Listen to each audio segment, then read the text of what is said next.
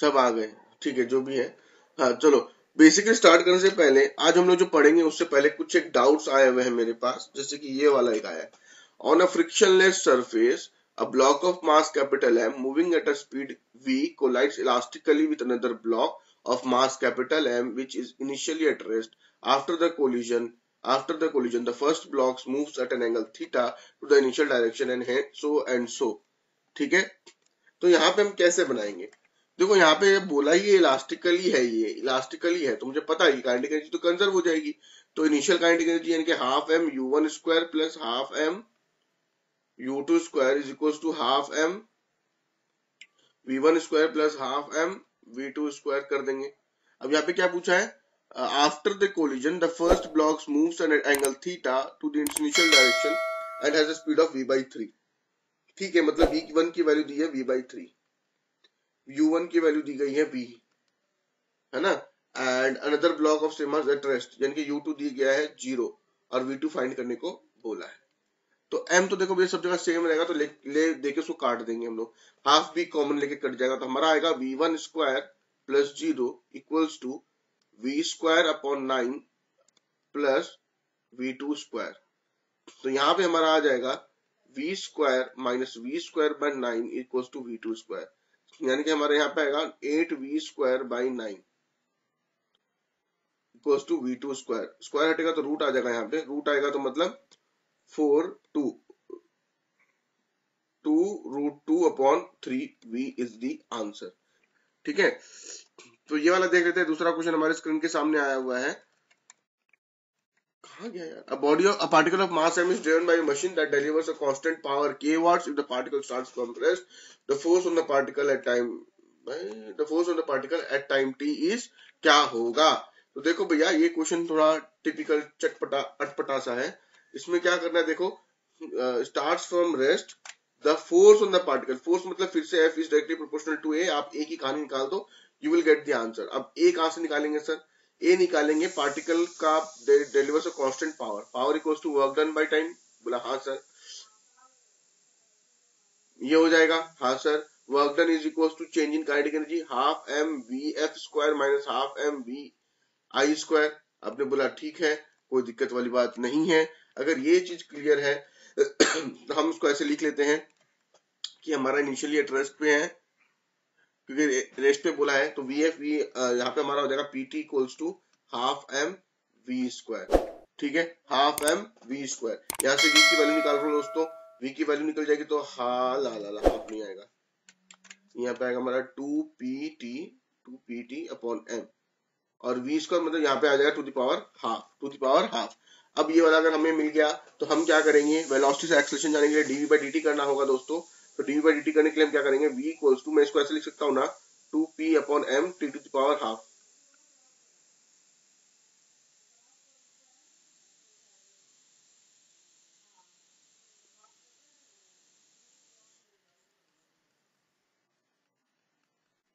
ये लिख देंगे, इसको इंटीग्रेट डिफरेंशिएट करेंगे तो क्या आएगा,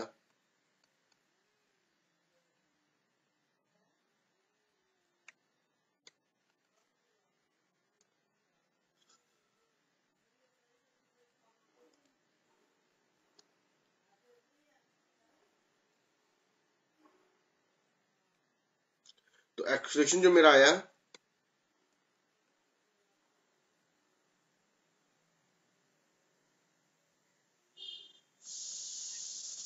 ये वाला आ गया। तो मैच करते ऑप्शन, हमारे यहाँ पे पावर की वैल्यू k दी गई है, तो p के बदले k लगाओ,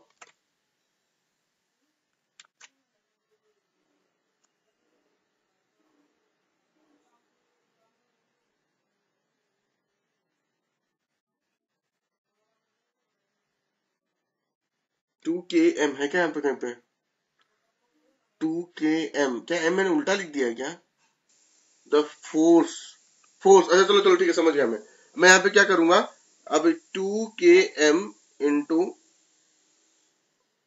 half minus T by two, T two minus 2/2, ठीक है। यहाँ पे m से मल्टीप्लाई कर दो, ma हो जाएगा, तब हमारा जो आंसर आएगा वो कुछ ऐसा आएगा। ये आएगा हमारा root over 2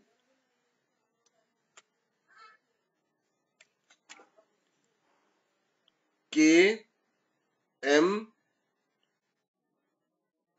by 2 into two the power half.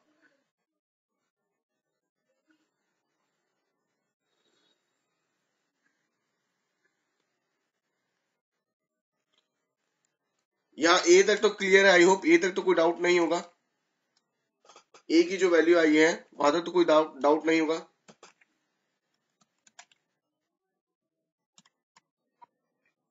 ठीक है, अब आगे की कहानी हम लोग देख लेते हैं। यहाँ देखो ध्यान से, यहाँ पे क्या है, ये रूट ओवर 2 है और ये 2 को मैं क्या लिख सकता हूँ, रूट 2 इंटू रूट 2 लिख सकता हूँ। आपने बोला लिख सकते हैं, तो ये एक रूट 2 और ये 2 कट जाएगा, आपने बोला कट जाएगा, तो यहाँ पे मेरा क्या आ जाएगा, के बाई एम और इंटू 2 और पूरे पे रूट, आपने बोला ठीक है, ठीक है, और T two the power minus half, आपने बोला ठीक है। लेकिन ये तो एक्सेलरेशन है, क्वेश्चन में पूछा है द फोर्स, फोर्स मतलब m इंटू ए, यानी कि यहाँ पे एक m को मल्टीप्लाई करना पड़ेगा। अब यहाँ पे m मल्टीप्लाई करेंगे तो ये अंदर जाएगा तो क्या आ जाएगा, m स्क्वायर आ जाएगा, m स्क्वायर आ जाएगा, और ये स्क्वायर और ये m कट जाएगा, तो अल्टीमेटली हमारा जो फोर्स का प्रोपोर्शनल आएगा वो क्या आ जाएगा, रूट ओवर m के अपॉन 2 और बाहर में two to the power minus half, यानी कि ऑप्शन इज द करेक्ट। अभी क्लियर है? ठीक है, अब हम लोग पढ़ते हैं थर्मोडायनेमिक्स की आगे की कहानी। भैया लंबी लंबी सांस ले लो, मैं सुबह से बहुत पढ़ा रहा हूँ, मेरी हालत खराब हो गई। रुको, चलो आगे देखते हैं। Reversible process. अब देखो रिवर्सिबल प्रोसेस क्या होता है। रिवर्सिबल प्रोसेस वो होता है जिसमें हम पीछे जा सकते हैं। कहने का मतलब है कि आप लोगों ने वो देखा होगा, क्या बोलते हैं उसको, रिवर्स टाइम करते हैं हम लोग, एक वीडियो सब नहीं बनाते हैं कि कुछ आगे चलता है फिर उसका रिवर्स बना देते हैं, पीछे आ जाता है। तो यू कैन लुक एट कि वो जो स्टेप डाल रहा है, वो जो स्टेप डाल रहा है फिर से वापस उसी स्टेप को बैक कर लेता है, तो ऐसे प्रोसेस को हम रिवर्सिबल कहते हैं। ये हो गया रियल लाइफ। असलियत में क्या होता है, अगर थर्मोडायनेमिक्स में आप बात करें, थर्मोडायनेमिक्स में एक बात करें कि मान लेते ये मेरा पी ग्राफ है और ये मेरा वी ग्राफ है। मैं स्टेट 1 पे था, स्टेट 1 पे था मतलब यहाँ पे मेरा प्रेशर था, यहाँ पे मेरा वॉल्यूम था, यहाँ पे मेरा टेम्परेचर था, यहाँ पे मेरा प्रेशर था, यहाँ पे मेरा वॉल्यूम था, यहाँ पे मेरा टेम्परेचर था। स्टेट 1 में हमारा प्रेशर था, वॉल्यूम वी था, टी था, ठीक है। अब मैं यहां से स्टेट 2 में चला गया, किसमें चला गया, स्टेट 2 में चला गया, और स्टेट 2 में जो मेरा प्रेशर है वो P2 है, V2 है और T2 है। लेकिन आप एक बात को समझिए, जब मैं यहां से यहां गया तो बीच में बहुत सारे स्टेट्स आए होंगे, यहाँ पे अलग प्रेशर हुआ होगा, यहाँ पे अलग प्रेशर हुआ होगा, अलग प्रेशर हुआ होगा, अलग वॉल्यूम हुआ होगा, अलग वॉल्यूम हुआ होगा, अलग वॉल्यूम हुआ होगा। तो अगर मैं इसी पाथ से जिससे मैं आगे बढ़ा, अगर मैं सेम टू सेम पाथ होके पीछे आ सकता हूं, तो ऐसे प्रोसेस को मैं कहूंगा रिवर्सिबल प्रोसेस। ऐसा प्रोसेस को मैं रिट्रेस करके बैक आ सकते हैं और हमारा जो सिस्टम है और सराउंडिंग जो है वो दोनों को दोनों ओरिजिनल स्टेट में आ जाए, ऐसे चेंज को हम कहते हैं रिवर्सिबल प्रोसेस। आगे देखते हैं इसका एग्जांपल, फ्यूजन ऑफ आइस, मतलब पानी से आइस बनाना और आइस से पानी बनाना। लेकिन वो एक्चुअल में पूरा रिवर्सिबल नहीं है, कुछ लॉस हो ही जाता है, बट हम लोगों ने अप्रोक्सीमेट मैंने माना है, ठीक है। इरिवर्सिबल प्रोसेस कैसा प्रोसेस, ऐसा प्रोसेस जिसमें आप पीछे नहीं जा सकते। मतलब आपने ये पीवी ग्राफ बनाया है, आप ये स्टेट 1 है, ये स्टेट 2 है, अगर आप ऐसे जा रहे हो, अब आप वापस पीछे नहीं आ सकते, वापस पीछे नहीं आ सकते। फॉर एग्जाम्पल, जलेबी बनाने के लिए क्या करना पड़ता है, घोल बनाना पड़ता है ना मैदा का। अब किसका बनाना पड़ता है भाई, वो तो उतना आइडिया नहीं है, पर जलेबी बनाने के लिए कुछ बनाना पड़ता है पहले, फिर उसको आप ऑयल में फ्राई करते हो, तब जाके जलेबी बनती है। क्या वापस से जलेबी से ये वापस बना सकते हो क्या, नहीं। तो ऐसे प्रोसेस को हम कहते हैं इरिवर्सिबल प्रोसेस। ऐसे प्रोसेस जिनको हम वापस से रिट्रेस बैक नहीं कर सकते without changing the system and the surrounding, ठीक है। ऐसे प्रोसेस में क्या कहेंगे, इरिवर्सिबल प्रोसेस। कोई भी आपको ये पूछने वाला नहीं है कि what is called reversible, what is called irreversible, but एक आइडिया होना जरूरी है। जितने भी प्रोसेस नेचुरल में नेचर में जहाँ स्पॉन्टेनियस लिखा हुआ है, लेकिन मैं आपको सिंपल सी बात बताता हूँ, जितने भी प्रोसेस होते हैं सारे के सारे इरिवर्सिबल होते हैं। ऐसा कोई प्रोसेस नहीं है जो रिवर्सिबल होगा, कहीं ना कहीं कुछ ना कुछ तो लॉस हो ही जाता है। फॉर एग्जाम्पल, मैं आपको एक एग्जाम्पल देता हूँ। चलो मान लेते हैं कि आपने कोई कुछ भी किया, ठीक है, एक गैस ली, उसमें आपने, यहाँ पे वो गैस है, ठीक है, यहाँ पे वो गैस, एक एग्जांपल देता हूं मैं आपको, ये एक गैस है, ठीक है, और यहाँ पे पिस्टन लगा हुआ है। ठीक है, आपने इसमें हीट दी, आपने क्या किया भैया इसमें, आपने इसमें हीट दी। अब जब आपने इसमें हीट दी, अब आपने इसमें जब हीट दी तो क्या होगा दोस्त, जब आपने इसमें हीट देगी तो क्या होगा, ये गैस जो होगी थोड़ी ऊपर आ जाएगी, एक्सपैंड कर जाएगी।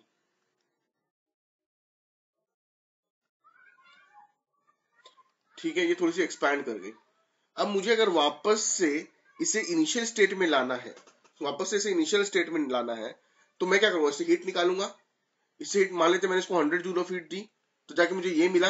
अब मैं इससे वापस से 100 जूल ऑफ हीट निकालूंगा, तो क्या मुझे स्टेट मिलेगा, आप बोलेंगे नहीं मिलेगा। क्यों नहीं मिलेगा, क्योंकि जब मैंने इसको 100 जूल ऑफ हीट दी, कुछ अमाउंट ऑफ हीट तो ये सरफेस खा जाएगा, कुछ ये पिस्टन खा जाएगा, बची हीट ये गैस खाएगा। अब वापस से अगर मैं इसको नीचे लेके आता हूं, तो मुझे कौन सी हीट मिलेगी, वही हीट मिलेगी जो मेरा ये खा जाएगा, जो गैस खाएगी, वही हीट ज्यादा से ज्यादा मैं उससे रिटेन कर पाऊंगा। लेकिन ये सिलेंडर और पिस्टन जो लेगा वो मैं रिटेन नहीं कर पाऊंगा। तो इसी तरह से कोई भी प्रोसेस करते हैं तो बहुत ही एक अच्छा अमाउंट ऑफ एनर्जी जो हमारा होता है वो वो हो जाता है, क्या बोलते हैं उसको, खो जाता है। और अगर एनर्जी खो जाता है तो उसे हम वापस नहीं ला सकते, and that is why most of the process in nature are irreversible. क्या सभी को समझ में आया, क्या सभी को समझ में आयो कि नहीं आयो, जल्दी जल्दी बोलो, आयो आयो, आहा। देखो यहाँ पे कुछ एक और एग्जांपल्स दिए मैंने, बकवास बकवास क्या, जैसे कि आप पेट्रोल और एयर का मिक्सचर बना के जो गाड़ी चलाते हो, तो वो गाड़ी पीछे लाओगे तो क्या वापस से पेट्रोल बन जाएगा क्या। मैं यहाँ से गाड़ी लूंगा अपनी वाली और लेके चलूंगा, मान लेते हैं मैं उत्तर सांडा पहुंच जाता हूँ या फिर गुजरात, जहां पे भी आप लोग वहां पहुंच जाता हूँ। अगर मैं वापस उसी रास्ते में बैक करके जाऊंगा तो क्या मेरे पेट्रोल का टंकी भर जाएगा क्या, नहीं होता है। This is an irreversible process. ठीक है, आपने घर में खाना बनाया, रोटी वगैरह से किया, फिर मान लेते हैं कि आपकी जो सिलेंडर है उसमें से गैस लीक हो रहा है, तो जो गैस सराउंडिंग में चला गया, क्या वापस उसको पकड़ के आप गैस में डाल सकते हो सिलेंडर से, नहीं डाल सकते हो। ठीक है, उस तरह से इवेपोरेशन ऑफ वाटर, बहुत सारे प्रोसेस होते हैं। चलो इसका आंसर बताओ, देखे तो D D D D D D D, answer A है। Which answer the following? The irreversible process is extension or compression of a spring, motion of an object on a perfectly, देखो B and C is a reversible process, मतलब assumed to be a reversible process, assumed to be a reversible process। ठीक है, क्यों, क्योंकि spring को आप जब छोड़ते हो तो ऑटोमेटिकली अपनी ओरिजिनल पोजीशन में चला जाता है। यहाँ पे बोला है motion of an object on a perfectly frictionless, frictionless है मतलब वहां पे कोई भी एनर्जी लॉस्ट नहीं होगी ड्यू टू फ्रिक्शन, तो हम इसको क्या कहेंगे, it is a reversible process. All दो सच्चाई में तो ये नहीं है, क्योंकि परफेक्टली फ्रिक्शनलेस सरफेस तो नहीं बना अभी तक, कहां से लाओगे। ठीक है, तो answer A is the correct answer as per the NEET perspective. अब देखो हम लोग खतरनाक चीज के बारे में पढ़ना जा रहे हैं, क्या क्या पढ़ेंगे, कार्नोट इंजन। अच्छा हाँ, देखो कार्नोट इंजन में हम लोग क्या पढ़ेंगे, देखो इसकी कहानी बहुत मस्त है, सुनो पहले, 2 मिनट लगेगा। कार्नोट इंजन में, अच्छा 4 तारीख हो गई, चलो कहानी इसमें थोड़ा जल्दी जल्दी सुनाता हूँ फास्ट फॉरवर्ड में। कार्नोट इंजन में क्या हुआ था कि एक साइंटिस्ट था जिसका नाम कार्नोट टायो, पर्सनली नाम मुझे याद नहीं आ रहा है, शायद कार्नोट ही था।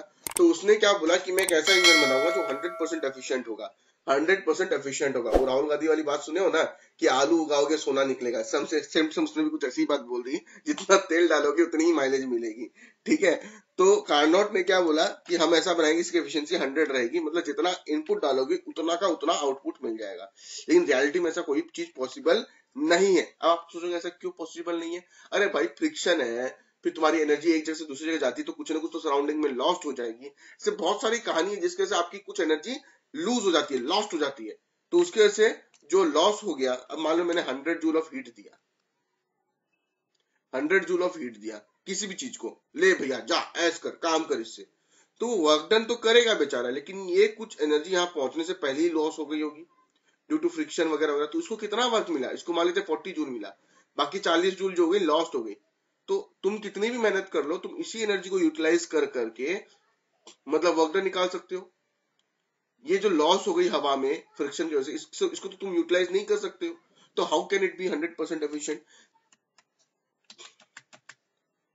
देखो कार्नोट इंजन में क्या बोला गया कि सबसे पहली गलती इसने जो की थी, जो हमें बेवकूफ बनाया गया था, वो बोला कि I will be inventing a reversible heat engine. भैया रिवर्सिबल कहां से आ गया, आज तक नेचर में आज तक हमने कोई चीज रिवर्सिबल देखा ही नहीं है, और तुम ले आ रहे हो, कुछ भी बोले जा रहे हो, हम पढ़ते जा रहे हैं। तो इसने बोला कार्नोट इंजन क्या है, एक रिवर्सिबल हीट इंजन है। जो कि दो टेम्परेचर के बीच में काम करेगा, एक सोर्स और एक सिंक। बाइक देखे हो, बाइक में क्या होता है, पेट्रोल होता है, इंजन होता है और यहाँ पे साइलेंसर लगा होता है, साइलेंसर से धुआं निकलता है फट फट फट फट करके। देखा है क्या, बुलेट के पीछे खड़े होगे तो मुंह पे धुआं मारता है, डुब डुब डुब डुब डुब। किस किस को ये चीज पता है कि दो टेम्परेचर होता है, एक से सिंक होगा एक सोर्स होगा। सोर्स में जहाँ पे आग जलेगी, सिंक मतलब जहां से जो हमारा लॉस हो गया है, फिर बैड हीट है, उसको हम आउट थ्रो करेंगे। अब क्या है कि कार्नोट इंजन बनाना तो ठीक है, बोल तो दिया, बनाएंगे कैसे। टाटा मोटर्स वाले जो मालिक हैं रतन टाटा ने बोल तो दिया नैनो बनाना है, पर बनाएंगे कैसे, बनाना तो इंजीनियर्स को था। तो हमने क्या किया कि कार्नोट इंजन में दो प्रोसेस किए, चार प्रोसेस किए, उसमें से दो आइसोथर्मल प्रोसेस थे जिनके बारे में हमने कल डिटेल में पढ़ा, और दो आइडियाबैटिक प्रोसेस थे जिनके बारे में हमने डिटेल में पढ़ा। और इसने एफिशिएंसी क्या बताई कार्नोट इंजन की, नीटा equals to 1 minus T2 upon T1। T2 क्या है हमारा सिंक का टेम्परेचर, T1 क्या है हमारा सोर्स का टेम्परेचर। और ऑब्वियस सी बात है सोर्स का टेम्परेचर हमेशा ज्यादा होगा एज कम्पेयर टू सिंक। कोई दिक्कत है किसी को, ये फॉर्मूला लिख लो एफिशिएंसी ऑफ कार्नोट इंजन का हेडिंग तो, और ये नीटा का वैल्यू लिख लो जल्दी जल्दी, तड़ातड़ फटाफट, क्लियर। आगे देखते हैं। उसके बाद दोस्त देख, उसके बाद कार्नोट हीट इंजन के अंदर में चार कंपोनेंट उसने लगाए। पहला वर्किंग सब्सटेंस। अब वर्किंग सब्सटेंस उसने क्या किया, एक सिलेंडर लिया जो परफेक्टली नॉन कंडक्टिंग वाल्स है, सिलेंडर लिया जो परफेक्टली नॉन कंडक्टिंग वाल है, और एक परफेक्टली कंडक्टिंग बेस लिया containing a perfect gas as a working substance, जिसे तुमने नॉन कंडक्टिंग फ्रिक्शनलेस पिस्टन से कर दिया। अब तुम्हें लगा होगा सर ने चाइनीज बोल दी, कुछ समझ में नहीं आया। अब देखो मैं बताता हूँ, यहाँ पे मैंने एक सिलेंडर लिया, ये दोस्त मेरा एकदम पूरा का पूरा नॉन कंडक्टिंग है, मतलब ये वो जेल है जहां से निकल पाना नामुमकिन है। समझ में आ रही है मेरी बात, ये वो जेल है जहां से निकल पाना नामुमकिन है। मतलब अगर मैंने यहाँ पे हीट डाल दी तो हीट यहां से तो बाहर नहीं निकल पाएगी, क्योंकि कंडक्ट ही नहीं करेगी, ये नॉन कंडक्टिंग है, ठीक है। और साथ ही साथ ऊपर में जो पिस्टन लगाया है दोस्त, वो भी नॉन कंडक्टिंग है। नॉन कंडक्टिंग है तो कहां से निकलेगा ये हीट, कहीं से नहीं निकलेगा, लेकिन कंडक्टिंग बेस और परफेक्ट गैस लिया, ऐसी गैस जो कंडक्टिंग है, मतलब गैस अपने के अंदर में एक मॉलिक्यूल से दूसरे मॉलिक्यूल हीट ट्रांसफर कर सकती है। मतलब अगर यहाँ पे हीट करोगे तो वो हीट यहाँ भी पहुंच पाएगी, गैस के अंदर ही रहेगी, ठीक है। तो वर्किंग सब्सटेंस ने कुछ ऐसा ले लिया। सोर्स ऑफ हीट क्या लिया, सोर्स ऑफ हीट जो था वो इनफाइनाइट थर्मल कैपेसिटी का टेम्परेचर का था, maintained at a constant higher temperature T1। इसका एग्जांपल मैं आपको दूसरे तरीके से समझाऊंगा। एक बात बताओ मुझे, समुद्र मतलब समझते हो, समुद्र मैं अगर हर रोज वहां जाके एक बाल्टी लेके नहा के आऊं तो क्या समुद्र का पानी खत्म हो जाएगा। मैं हर रोज जाता हूं, मैं कहता हूं हम लोग सबको ही चलते हैं कि एक बाल्टी लेके समुद्र में वहां पे बीच में बैठ के नहाएंगे। तो समुद्र क्या है, एक अनलिमिटेड सोर्स ऑफ वाटर है, भले ही वो हम यूज नहीं कर सकते पर सोर्स ऑफ वाटर तो है। उसी तरह से यहाँ पे उसने क्या बोला कि हमें एक ऐसा इनफाइनाइट थर्मल कैपेसिटी वाला सोर्स चाहिए जिसे जितनी भी हीट निकाल लो कोई फर्क ही नहीं पड़ेगा, उसका टेम्परेचर कांस्टेंट रहेगा T1। क्या ये बात चमका, अभी देखते हैं आगे। तीसरा लिया sink of heat. Sink of heat मतलब a sink of infinite thermal capacity maintain at a constant lower temperature T2। अब देखो खतरनाक बात, मैं जाता हूं हर रोज एक बाल्टी घर से भर के और समुद्र में डाल के आता हूं, हर रोज, चलो 10 बाल्टी डालता हूँ, 10 बाल्टी every day 10 buckets of water मैं जाके समुद्र में डालता हूँ। क्या पानी का सरफेस पानी का लेवल बढ़ जाएगा क्या, क्या पानी का लेवल बढ़ जाएगा क्या, समुद्र में एक्स्ट्रा पानी आ जाएगा क्या, लेवल बढ़ेगा, बताओ। मुंबई, गोवा, तमिलनाडु, ये सब जो कोस्टल एरियाज क्या वो डूब जाएंगे पानी के अंदर, क्योंकि मैं डेली एक बाल्टी पानी डाल के आता हूँ। तो यही ये भी बोल रहा है कि जब मेरी बाइक के साइलेंसर से धुआं निकले तो जो सराउंडिंग यानी कि इन्वायरमेंट है वो इनफाइनाइट थर्मल कैपेसिटी का है, मतलब उसके वजह से सराउंडिंग का टेम्परेचर नहीं बढ़ेगा at constant maintain at constant lower temperature T2।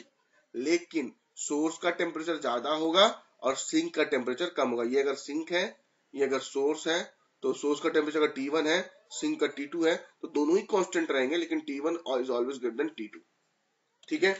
चौथी बात, एक इंसुलेटिंग स्टैंड लिया है, perfectly non conducting stand of the cylinder. Cylinder कहीं तो रखोगे ना, हवा में थोड़ा झूलेगा, उसको कहीं ना कहीं तो रखना पड़ेगा, वो भी नॉन कंडक्टिंग है, मतलब वो भी हीट एब्जॉर्ब नहीं करेगा। अब देखो इतना सारा इसने बकबक किया, रियलिटी में कुछ भी पॉसिबल नहीं है, ठीक है। वही कहानी जो मैंने तुमको बताया कि मैं बाल्टी का पानी लेके जा रहा हूँ और तब मुझे तमिलनाडु से गुस्सा हो गया, मुझे खुन्नस हो गई है, मैं सोच रहा हूँ तमिलनाडु को डुबो दूंगा, इसलिए मैं घर से रोज 10 बाल्टी लेके जाके समुद्र में डाल के आता हूँ, जितने भी कोस्टल एरिया है सब डूब जाएंगे। ये वही कहानी है कार्नोट साइकिल की भी। इसको लगा सब कुछ ऐसे ही हो जाता है। चलो ठीक है, बस लिख लो, बच्चों लोग की जिंदगी बर्बाद कर दो, सिलेबस में इंट्रोड्यूस करवा दो, आने जाना कुछ है नहीं। चलो करते हैं। अब देखो हम पढ़ते हैं कि क्या हुआ। तो हमने देखा पीवी ग्राफ बनाया, देखो ठीक है बना लिया सर, क्या बात है, बहुत अच्छी बात है, क्या बात क्या बात क्या बात। पॉइंट ए पे मेरा प्रेशर P1 है, वॉल्यूम V1 है, टेम्परेचर T1 है। आपने बोला वेरी गुड सर, प्रेशर भी है, वॉल्यूम भी है, टेम्परेचर भी है, तो माला माल आदमी है। लेकिन मैंने थ्रू आइसोथर्मल एक्सपेंशन एक बहुत ही महत्वपूर्ण बात समझाता हूं आज तुम लोग को। आइसोथर्मल में क्या छुपा हुआ है, छुपा रुस्तम देखो कितना आइसोथर्मल। अगर आइसोथर्मल प्रोसेस हो रहा है ना दोस्त, तो टेम्परेचर को कांस्टेंट रखना है। अगर मैं इसको कंप्रेस करूंगा तो इसकी हीट बढ़ेगी, हीट बढ़ेगी तो टेम्परेचर बढ़ेगा। इसीलिए मुझे यहां से हीट को आउट करना पड़ेगा कहीं ना कहीं से, तो ही टेम्परेचर कांस्टेंट रहेगा। ठीक है, उस तरह वहां पर होता है। तो आइसोथर्मल एक्सपेंशन में क्या किया कि मैंने इसका टेम्परेचर को नहीं बढ़ने दिया और मैंने इसका प्रेशर और वॉल्यूम को बढ़ा दिया, एक्सपैंड करवा दिया। देखो ये एक्सपैंड हो गया, एक्सपैंड हो गया। पॉइंट बी से सी में मैं जाता हूं, मुझे अभी तक मजा नहीं आया, मुझको और एक्सपेंशन करवाना है और एक्सपेंशन करवाना है, लेकिन अब मैं आइडियाबैटिक के थ्रू एक्सपेंशन करवाऊंगा। ये देखो यहाँ पे एक्सपेंशन हो गया, यहाँ पे एक्सपेंशन हो गया। तो मैंने एक बार आइसोथर्मल एक्सपेंशन करवाया, फिर आइडियाबैटिक एक्सपेंशन करवाया। अब मेरा मन भर गया, अब मैं क्या करूंगा, इसको वापस कंप्रेस करूंगा, दबाऊंगा। जब कंप्रेस करूंगा तो I will be doing isothermal compression, मतलब विदाउट चेंजिंग द टेम्परेचर। मैं इस पाथ को फॉलो करके आता हूँ और इस पॉइंट पे पहुंच जाता हूँ डी पे, और अब मैं आइडियाबैटिक कंप्रेशन करूंगा, वापस से पॉइंट ए की तरफ आ गया। तो ये एक थर्मोडायनेमिक साइकिल है जिसको कार्नोट ने अपना नाम दे दिया, it is a Carnot cycle, it is a Carnot cycle. ताड़ाताड़ी इस डायग्राम को बना लो, ताड़ाताड़ी डायग्राम बना लो फटाफट, ताड़ाताड़ी मतलब जल्दी जल्दी, बंगाली में फटाफट बना लो डायग्राम। अगर ये डायग्राम हमने बना लिया है तो पहले इसका आंसर दो।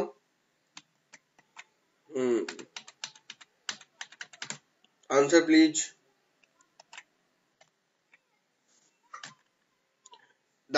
Even Carnot because we cannot reach absolute zero temperature, we cannot prevent radiations, we cannot find ideal sources, reach about absolute temperature, eliminate frictions. देखो theoretically we can do these things, theoretically not practically। और Carnot ने तो बोला ही है कि ऐसा कर लो, लेकिन एब्सोल्यूट जीरो टेम्परेचर पर हम लोग आज तक नहीं पहुंच पाए हैं। एब्सोल्यूट जीरो टेम्परेचर मतलब -273 डिग्री सेल्सियस।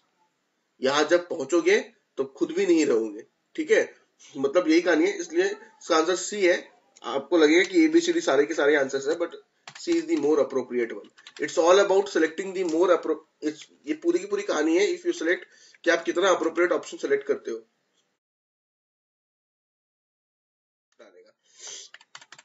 देखो मैंने आप लोगों को 4 केसेस लिखा है, isothermal expansion, isothermal compression, adiabatic expansion, adiabatic compression. ठीक है, अब हम लोग देखेंगे कि हर एक में क्या क्या होता है। तो पहले वाले में केस में क्या होगा कि जो सिलेंडर होगा, जो सिलेंडर है, ठीक है, यहाँ पिस्टन है,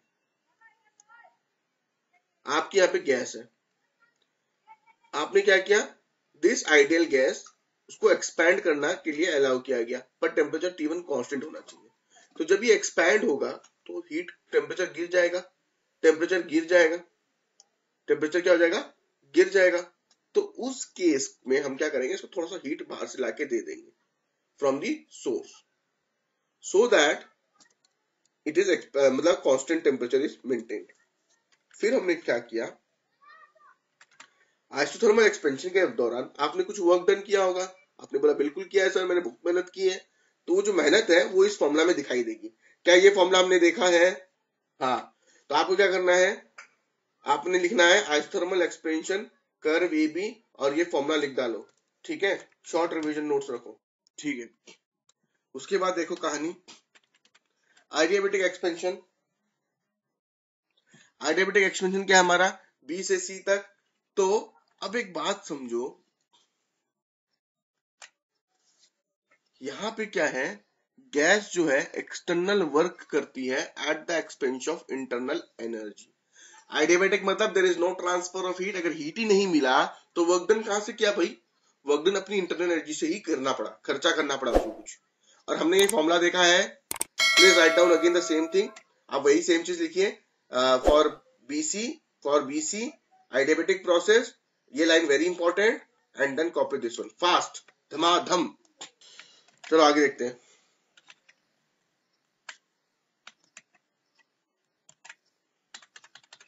आइसोथर्मल एक्सपेंशन में क्या होगा, वही पुरानी वाली कहानी, सेम टू सेम आएगा, बस यहाँ पे हम लोग कंप्रेस करेंगे, और जब हम लोग कंप्रेस करेंगे तो हमारा जो फॉर्मुला रहेगा वो ये वाला आ जाएगा। कंप्रेशन में यहाँ पे नेगेटिव लग जाएगा कि volume has been decreased, volume has been decreased, ठीक है।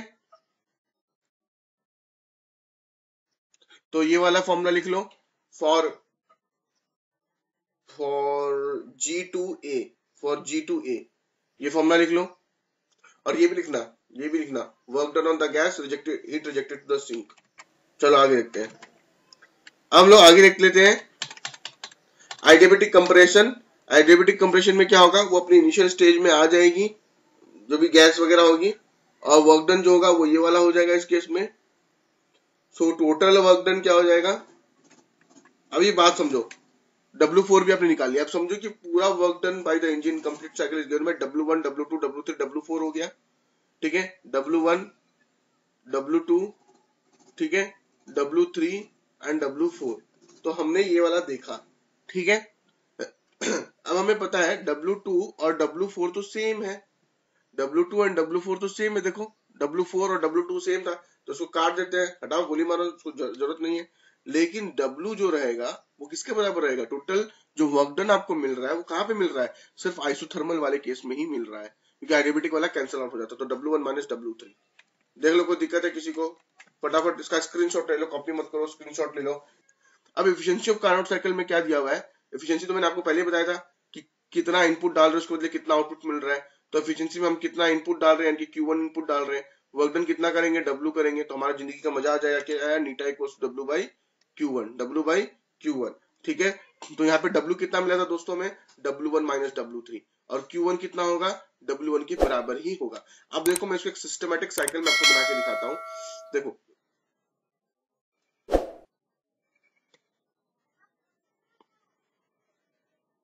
ये देखो, ये मेरा सोर्स है, इसका T1 टेम्परेचर है, ये मेरा सिंक है, इसका T2 टेम्परेचर है, यहाँ पे मेरा हीट इंजन है, सॉरी कार्नोट साइकिल है। तो यहां से मैंने क्या किया, हीट को लिया था Q1, और यहाँ पे मैंने कुछ वर्क डन मुझे मिला, और कुछ सिंक में हीट चली गई। तो मैं बोल सकता हूँ क्या, क्या मैं बोल सकता हूँ क्या, जो टोटल वर्क डन मिला वो मुझे कितना मिला, जितनी हीट मैंने दी, जितनी लॉस हो गई, बचा हुआ जो था वो मेरा वर्क डन था। ये नहीं समझ में आया तो ये देखो, कितने इसके अंदर में घुस रहे हैं, तो आप बोलेंगे सर सिर्फ Q1 घुस रहा है, तो ठीक है। कितने बाहर निकल रहे हैं, जैसे किरचॉफ लॉ का जंक्शन लॉ था, तो W निकल रहा है और Q2 निकल रहा है, तो मैं Q1 minus Q2 equals to W लिख दूं, तो आप खुश हो जाओगे, तो आप बोला बिल्कुल खुश हो जाएंगे, 32 की दिखा देंगे अभी के अभी। तो यही वाला फॉर्मूला यहाँ पे आ गया। तो net work done can be written as W1 minus W3, जो हमने अभी डिराइव किया, या फिर Q1 minus Q2। Now what is W1, what is W1, sorry ये Q1 है, W1 नहीं है भाई दोस्त, गलती से आ गया है W1, ये Q1 है, ये Q1 है। तो Q1 आ गया, अलग अलग करेंगे तो नीटा equals to 1 minus Q2 by Q1 आ जाएगा, ठीक है। अलग करेंगे तो Q2 बाई Q1 आ जाएगा। अब भाई हमें तो Q2 का भी वैल्यू पता है और Q1 का भी वैल्यू पता है, हमने भी निकाला था। क्या निकाला था, RT2 log V3 by V4 और RT1 log V2 by V1। उसके बाद में अब देखो, जो पॉइंट B एंड C जो है, जो पॉइंट B एंड C जो है, आप अपने ग्राफ में देखिए, जो आपको मैंने डायग्राम बनवाया था, वो सेम आइडियाबैटिक कर्व पे ही लाई कर रहा है। जो पॉइंट B और C है वो सेम आइडियाबैटिक कर्व पे ही लाई कर रहा है। ये देखो, ये आइडियाबैटिक कर्व था, इसी पे B है, इसी पे C है, तो सिंस ये B और C दोनों एक ही कर्व पे लाई कर रहे हैं, तो मैं यहाँ पे क्या ये आइडियाबैटिक कर्व की इक्वेशन लगा सकता हूँ क्या भाई, T V to the power gamma minus 1 equals to constant, लगा सकते हैं हाँ या ना, ठीक है लगा सकते हैं, तो हम लगा देते हैं भैया। T1 V2 gamma minus 1 equals to T2 V3 minus. अब आप सोचेंगे सर ये क्या है, क्या हो रहा है हमारी जिंदगी में, समझ में नहीं आ रहा है। ये देखो, ये क्या था, आइसोथर्मल प्रोसेस था, तो जो यहाँ पे टेम्परेचर रहेगा वही टेम्परेचर यहाँ पे रहेगा, लेकिन ये आइडियाबैटिक था, यहाँ पे टेम्परेचर चेंज हो जाएगा। ये फिर से आइसोथर्मल था, तो यहाँ पे टेम्परेचर अलग हो जाए, सेम हो जाएगा, और वो ऐसे चलेगा, ठीक है। तो इस पॉइंट पे बी पे मेरी वॉल्यूम कितनी थी, V2, इस पॉइंट पे कितनी थी, V3। तो मैंने लिखा T1 V2 की पावर गामा माइनस 1 लगा दिया भैया, T2 V3 माइनस गामा 1 लगा दिया, कोई दिक्कत नहीं है। रेशियो निकालेंगे T1 बाई T2 का, तो हमारा आया V3 by V2 to the power gamma minus 1। Similarly देखो मैं लिख देता हूँ A B C and D। Similarly जो हमारा A और D वो सेम आइडियाबैटिक कर्व पे लाई कर रहा है, आपने बोला बिल्कुल कर रहा है, तो ये हमारा हो जाएगा V4 और ये हो जाएगा हमारा V1। तो मैं फिर से वही इक्वेशन लगाऊंगा, यहां से भी मैं T1 T2 की वैल्यू निकाल लूंगा। ये बात समझ में आई, B और C सेम आइडियाबैटिक कर्व पे है, तो ये इक्वेशन लगाना समझ में आया कि नहीं आया? ठीक है, बस आपको क्या करना है, कुछ नहीं करना है दोस्त, आपको बस एक ही चीज करना है, T1 upon T2 equals to V3 upon V2, और इसके ऊपर भी गामा माइनस 1, इसके ऊपर भी गामा माइनस 1, यानी कि मैं पूरे पे गामा माइनस 1 लगा सकता हूँ। सिमिलरली यहाँ पे देखो D और A, D पे क्या है, D पे है T2 V4, A पे क्या है T1 V1, तो D पे T2 V4 gamma minus 1, A पे T1 V1 गामा माइनस 1, फिर से रेशियो निकाल के ये ले आएंगे। अब हाँ ठीक है, आगे देखते हैं। अगर ये चीज हमारी क्लियर है, हम अपनी जिंदगी में आगे बढ़ना सीखते हैं, तो हमें ये पता चला, देखो भैया T1 T2 का मतलब V3 by V2 gamma minus 1, T1 T2 मतलब V4 बाई V1 भी सही है। तो मैं इतना क्यों करूं, मैं सीधा ये नहीं लिख सकता क्या, इंडिया वांट्स टू नो, क्या ऐसा लिख सकते हैं? तो मैं इसको ऐसे लिख लेता हूं भैया, V3 by V4 V3 by V2 equals to V4 by V1 लिख लिया भैया, या फिर V3 by V4 by V2 by V1 लिख लिया। आप सोच रहे होंगे ऐसी कहानी क्यों की, जिंदगी में ऐसा मजाक क्यों, ऐसा क्यों, इंडिया वांट्स टू नो, कौन बोलता रहे ये वाला dialogue, India wants to know, बताओ देखते हैं कौन जानता है। 1 2 3 4। तो आपने क्या किया, यहाँ पे क्या इक्वेशन लगाई है, V3 बाई V4, यानी कि एक ही कर्व का V3 बाई V4 निकाला है और एक ही कर्व का V2 बाई V1 निकाला है, निकाल लिया, लॉग भी ले लिया। उसके बाद में क्या आया, so the efficiency of Carnot engine will be 1 minus T2 upon T1, T2 upon T1। बताओ आंसर बताओ जल्दी से।